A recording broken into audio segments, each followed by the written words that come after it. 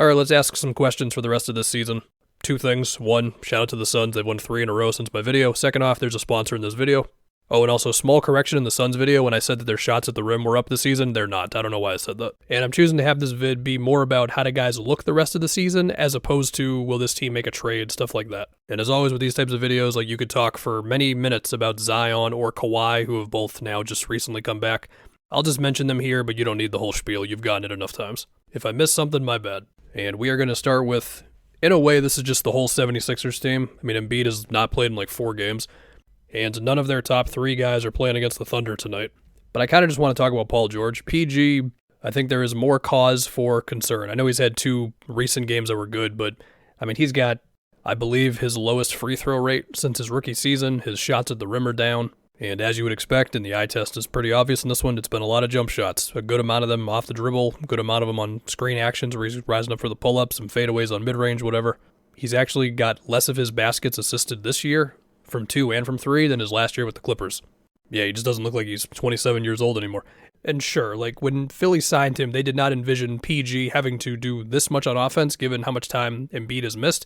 It's still concerning, especially because they gave him the max. And I took a look at a bunch of his shot attempts in games where all 3 of them have played, and the Celtics game was probably the one where you saw, at least in my eyes, the most potential for what can be there, where you got a play where like an Embiid post-up draws a double team, and then it becomes a kick out from Yabusele to Maxey at the top of the key, who then swings it to PG, who then pumps and drives and gets a layup around the rim. Like, that to me is the ideal thing with this. He also got a couple of threes just off of Embiid post-ups or face-ups, or in the Spurs game, he gets a corner 3 off of Embiid getting doubled on a face-up. Like, that's what I'm really looking for. And there's been moments here and there, but even if you do look at a lot of his shot attempts when all 3 of them are playing, it's still a good amount of PG just taking a jumper off the dribble, which, I mean, yeah, like that's going to happen, but it feels like they've just scratched the surface of what those 3 can create together. But if they don't end up playing together a lot, then what are you going to do? I mean, they've played 10 games together. They do have a positive net rating of 5 when they're all on the court together. So if you want something to hang your hat on this year as a Sixers fan, like it's probably that. But who knows how often we see it. And even then, PG's got stuff to figure out. Whole team does. And now we know that Jared McCain is not going to be back for the rest of the season, and that is not good. Before we ask some more questions, this video is sponsored by SeatGeek. So the Celtics play the Magic in a few days here. Given the amount of games their top guys have missed, I think it's pretty respectable. The Magic are still the top 4 seed. But Paolo is back. Suggs could play in that game. And the Celtics just had a very weird loss versus the Kings. Shout out to Sacramento. So who knows what's going to happen in that game, but if I wanted to see that game or any NBA game or any concert or music festival, you name it, then I would use SeatGeek, as I have many times in the past, and it's always been a good time. And you can use my code FUNKY10 for 10% off your next order at SeatGeek. SeatGeek rates deals on a scale of 1 to 10, so look for the green dots. Green means good, red means bad. No matter how many times you've bought tickets using SeatGeek before, code FUNKY10 is going to get you 10% off your next order. You can find my link in the pinned comment as well as the description of this video. So one more time, code FUNKY10, get you 10% off your next order at SeatGeek. You can use it for a whole bunch of things, no matter how many times you've used SeatGeek in the past. Pinned comment and description, good stuff. I don't want to spend too long on this one, but obviously Luka being out for at least a couple of weeks at the least is going to be a big deal. Kyrie is currently questionable for their next one against the Nuggets. They were looking good, and now they're going to have an uphill climb. Next up, we're going to go to Jalen Green, who is currently going scorched earth right now. The Rockets have been really fun lately. Like, Amen's playing very high minutes. His help defense plays against the Grizzlies were nuts. Always love Şengün. And, you know, a couple weeks ago when I did my West contenders vid, and I had my doubts on, like, could this team make a real playoff run just because of the half-court offense? Well, if Jalen Green keeps shooting like this, then yeah, they got a shot. And obviously, if they can hold on to the 2 seed and play a play-in team, then their odds are better in that regard. So as far as Jalen Green lately, I think what's been interesting is his patience and timing going around screens from a lot of Şengün, but some Steven Adams as well, and some screens from like Dylan Brooks or Amen as well to go at certain switches.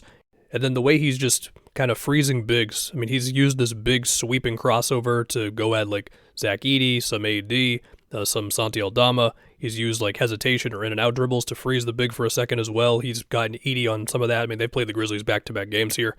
He had Valanciunas or something like that in the Wizards game. And of course, throughout this run, he also has been making pull-up threes, with which it also feels like him and Şengün's chemistry on those has been really good, where maybe Jalen Green is like sprinting into the handoff to get a little more separation. But like I said, he's also just made some tough shots. I mean, that corner 3 he had in the Grizzlies game off the dribble with Jalen Wells, and I think it was Laravia all over him. Like, that one was real wild. So yeah, it's good stuff. Now, we can't ignore the fact that Jalen Green has gone on these types of runs before, and then the inconsistent games come back where one game he'll drop like 35, the next game he'll drop 11 on blah efficiency. And so that's the big question, if he can keep this up, right?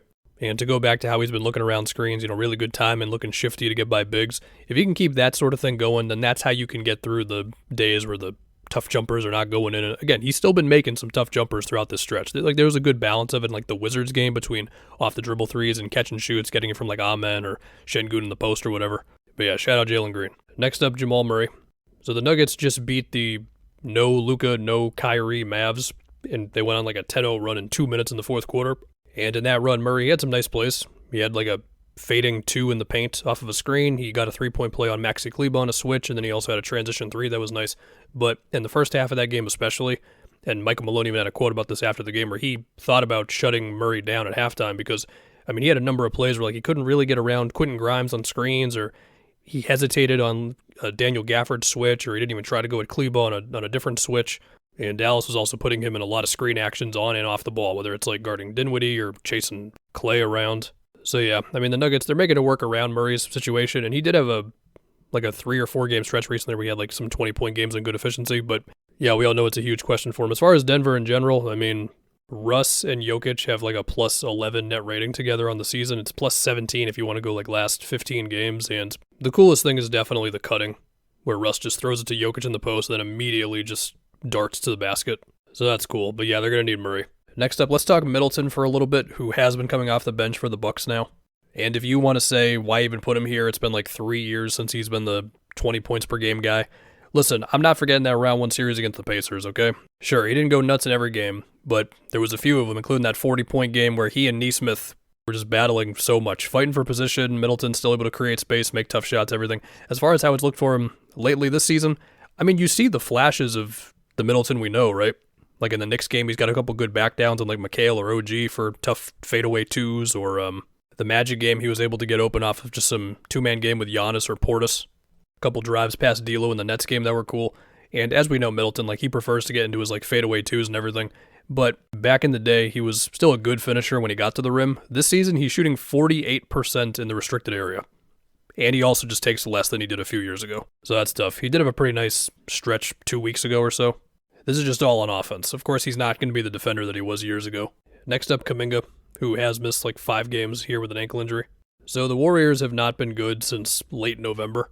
And with how it's trending, I don't really know if one guy could be viewed as the key to the whole thing clicking.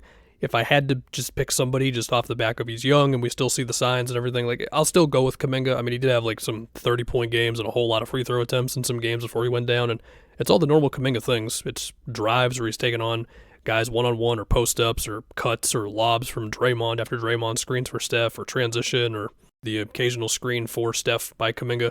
Okay, next question. Are the Pacers back? They've won 6 games in a row. They just had a defensive masterclass versus the Cavs. At least that was their first game in a back-to-back against Cleveland. They play again tonight, or they already did if you're seeing this the next day. Nembhard's been back for a while. Nesmith, still no signs of him.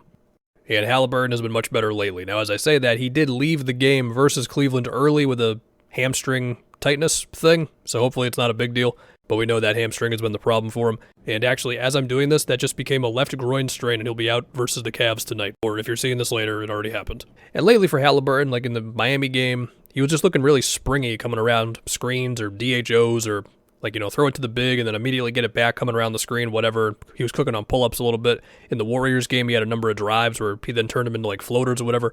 He just looked like more agile, more athletic, all of it, right? And then that game against the Cavs, Jarris Walker looked like a madman coming around screens and helping on Donovan Mitchell drives and then closing out to Dean Wade threes. Or they were pressuring early on the ball with Nembhard on Garland, or Shepard would end up on one of the guards, and Siakam was having good moments as a help defender, or even switching onto Mitchell for a drive that I remember. It was a pretty wild game to see. Now, the Cavs also did just miss some shots they make, but now the last one. Will JJ Redick get Laker fans to stop yelling at him and start Dorian Finney-Smith over Rui?